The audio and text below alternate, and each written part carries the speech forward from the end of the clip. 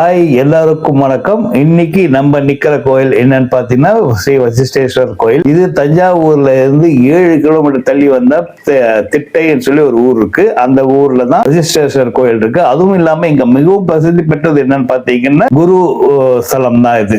எப்படி நவகிரகத்துல குரு ரொம்ப முக்கியமான பகுதியோ, அதே மாதிரி இங்க இருக்கிற குருமே மிகவும் பிரசித்தி பெற்றவர். இங்க இருக்கிற குரு நின்ன கோலத்துல எல்லாருக்கும் காட்சி அளிக்கிறார். அதே மாதிரி குருக்கு செய்ய வேண்டிய பரிகாரங்கள் மற்ற இதெல்லாமே இந்த இடத்துல செய்யறாங்க. இந்த மாதிரி வியாழக்கிழமையில வந்தா இங்க மிக பில்லு போட்டா என்ன தேராதுன்ற மாதிரியா வியாழக்கிழமை பயங்கர கூட்டமா இருக்கும் இந்த கோயில்ல. ஏன்னா குருவை வழிபடுறதுக்காக வியாழக்கிழமைக்கு இங்க செய்யறாங்க.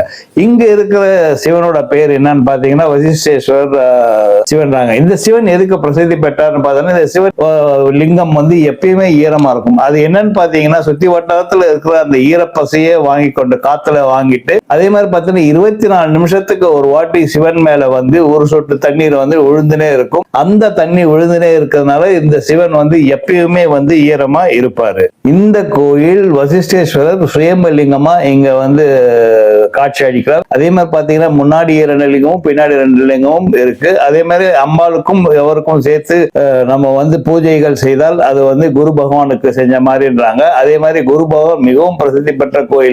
இங்க முக்கியமா பாத்தீங்கன்னா கல்யாணம் ஆகாதவர்கள் வந்தாங்கன்னா கல்யாணம் ஆகும் என்பதுதான் ஒரு முக்கியமான ஐதீகம், முக்கியமான தோஷம் போக்கும் ஸ்தலமாவே இது பாக்குது. அதே மாதிரி குருக்கான என்னென்ன பரிகாரங்கள் இருக்கோ, நாம் என்னென்ன பரிகாரம் பண்ணணுமோ அதெல்லாமே இது திட்டை கோயில்ல பண்றாங்க.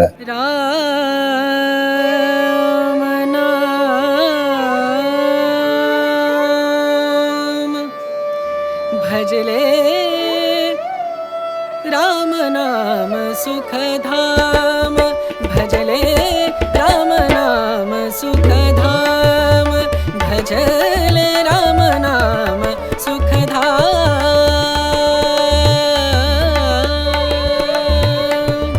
तेरा पूरन हो सब काम, तेरा पूरन हो सब काम, भजले राम